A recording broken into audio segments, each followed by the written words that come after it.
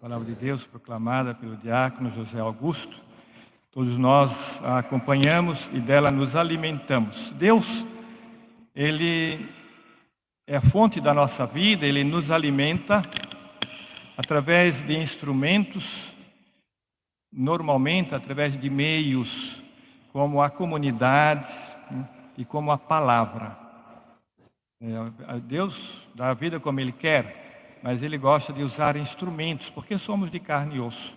Então a comunidade é o meio de Deus nos abençoar, nos falar, nos guiar, assim como a sua palavra. Nesse primeiro domingo da Quaresma, nos são apresentadas 3 tentações sofridas por Jesus e que representam todas as tentações de nossa vida.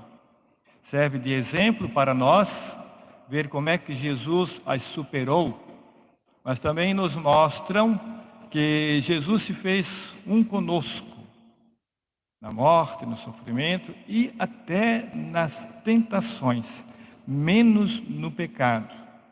Jesus é Deus, lógico, né? Ele não tem nem como pecar, mas Ele, Jesus, se fez um igual a nós. Imagino colando dois objetos, a gente tem que limpar bem as faces para se colarem. Tem Jesus para se unir a nós, e nós a Ele veio lá no íntimo de nós, né? Inclusive nas tentações. 3 tentações representativas. A primeira é do pão, transformar essas pedras em pão. Pão representa os sentidos. Se a gente se controla no pão, na comida, a gente se controla mais facilmente nos outros sentidos. Na mesa que a gente se conhece a si próprio. Trabalhei no seminário e gostava muito de sentar à mesa com os seminaristas, porque é na mesa que a gente também conhece as pessoas, na hora de comer, né? E sobretudo na hora da fome. Então o pão representa todas as tentações dos sentidos. Vai desde o comer, vai desde a sensualidade, né? Sexo, vai o controle até da internet. Tudo isso aí está envolvido nessa tentação do controle de si, os olhos, os ouvidos, né? A boca. Primeira tentação. A outra tentação apresentada e que Jesus sofreu é a de ter. Te darei tudo isso, né? E nós somos tentados a ter, inclusive competindo, né? E até tirando, queremos ter. E a terceira tentação é do poder. Se te jogares daqui para baixo, dominares a própria natureza, e com isso também te impores às pessoas, né? Então é a tentação do poder. Às vezes brigamos por nada, mas por que por nada? Não é por nada, é pelo poder. Queremos dar a última palavra. E começa no coração e usamos as armas que temos, né?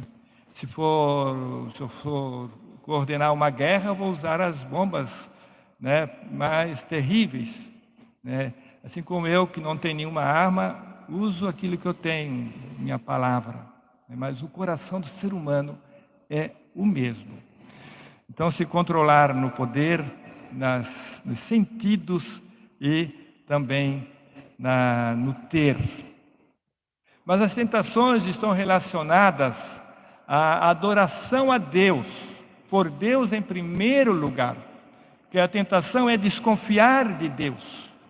Já no primeiro pecado, Deus disse para não comer dessa árvore, porque iria fazer mal. Não é verdade, disse o demônio. Pode comer, aí tem um segredo da vida. Então, não acreditar em Deus. E é sempre assim, confiar. Basta vir um sofrimento que nós não entendemos e corremos o risco de questionar a Deus como que pondo uma interrogação. Afinal, não é tão bom? Quer dizer, confiar em Deus é muito difícil. Eu sempre digo para mim, eu não enxergo nem meu nariz, eu não consigo enxergar meu nariz. Mas como é que eu quero saber mais de que Deus, que sabe tudo, né, que olha tudo, que conhece tudo e que me ama, tenho certeza, ele testemunhou em seu Filho Jesus Cristo.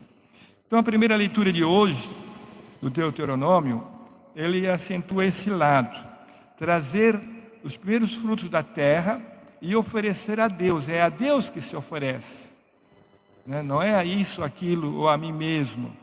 Aqui está incentivando, né? Até o dízimo encontra aqui uma motivação. Deus nos deu esta terra, agora os primeiros frutos da terra vamos levar ao Senhor. Depois de colocados os frutos diante do Senhor teu Deus, tu te inclinarás em adoração diante dele. Então nós estamos em adoração diante do Senhor. E São Paulo nos lembra que o Senhor Deus está em todos os lugares, mas que é difícil de tocar, de nosso encontro em Jesus Cristo. Jesus Cristo é o Senhor, Ele é Deus, o Deus Filho.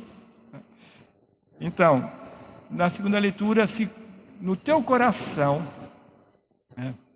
reconheceres, né, a Jesus ressuscitado dos mortos, se no teu coração reconheceres que Ele ressuscitou dos mortos, coração, e na tua boca, coração e boca, professares que Ele é o Senhor, o Deus, serás salvo.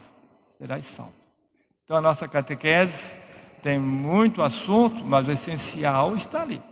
Reconhecer no coração que Jesus ressuscitou e testemunhar que Ele é o Senhor. Essa é a base, né? Já batizei pessoas adultas na missão e a única coisa que exigi foi essa, é confiar em Jesus, acreditar, né, como meu Salvador. É a base. Então, irmãos, somos chamados então a professar a nossa fé em Jesus e tê-lo como nosso Senhor, e não as coisas, e muito menos nós mesmos. E o demônio, né? Eu não uso essa palavra, mas aqui está, e temos que repetir, né? Como é que ele chama aqui? Ele chama a palavra, o diabo, né? O diabo, ele não tem vergonha. Aí se pode dizer, sem vergonha. Ele foi tentar o próprio Jesus. Chegou a ser vergonhice de pedir para Jesus adorá-lo. Assim é o diabo, né? Não tem vergonha. Se ele tentou a Jesus, também nos tenta. E ele vem com mentiras, né? Olha, disse ele, tudo isso é meu, tudo isso, né? Eu te darei tudo isso. Que mentira, né? Te darei tudo isso. E nós nos iludimos, né? Nos iludimos. São coisas absurdas. A tentação é absurda. Veja a droga. A droga é um absurdo. A guerra é um absurdo. Mas a tentação, essa pedra, transforma essa pedra em pão, né? Ele exigiu isso, né? E se Jesus caísse na tentação, ele podia transformar, né? Outra, se te jogares daqui para baixo, né? Todos vão te aplaudir. E está na Bíblia que não vai te acontecer nada, né? O que responde Jesus? Não tentarás o Senhor teu Deus, não só de pão vive o homem, e te prostrarás somente diante do Senhor, né? Adorarás somente o Senhor, né? Não tentarás o Senhor teu Deus, que era o próprio Jesus. Então Jesus vence as tentações. Que nós, irmãos e irmãs, seguindo Jesus, unidos a Jesus pela palavra, porque Jesus usava a palavra, citou a palavra, né? Está escrito, não só de pão vive o homem. Então, pela palavra, afinal, com Jesus, vençamos as tentações, através da oração, através de alguma penitência, através da caridade. Caridade, esmola, caridade. Não precisa assim, se predispor a muita coisa, mas a uma oração. Determinar uma oração diária, dar a hora, e o que rezar, e cobrar de si. Se disser, eu vou rezar, mas você não marcou o que vai rezar, não tem como cobrar de si. Um dia vai rezar 3 terços, outro dia não vai rezar nada, Uma semana vai à missa todo domingo, outro mês não vai à missa nem aos domingos. Quando eu gosto. Não, eu tenho que determinar o momento da oração, nem que seja pouquinha coisa, mas cobrar mesmo de mim. Não estou com vontade, mas vou rezar porque é essa hora da oração. Então, irmãos e irmãs, oração, pequenininho, mas cobrar de si. O jejum, o sacrifício, pode ser coisa pequena. Outro dia alguém falava, né? Lá na casa, meu marido, ele não fecha a porta, tal tipo de porta, né? E era motivo de confusão, cobrar dele, dizer, olha lá, vai lá ver a porta. Eu fecho a porta. Vai lá e fecha a porta, pronto, não tem mais confusão, né? Mas esse sacrifício, evitar a desunião, né, com um pequenino sacrifício, coisinhas pequenas que resolvem grandes coisas.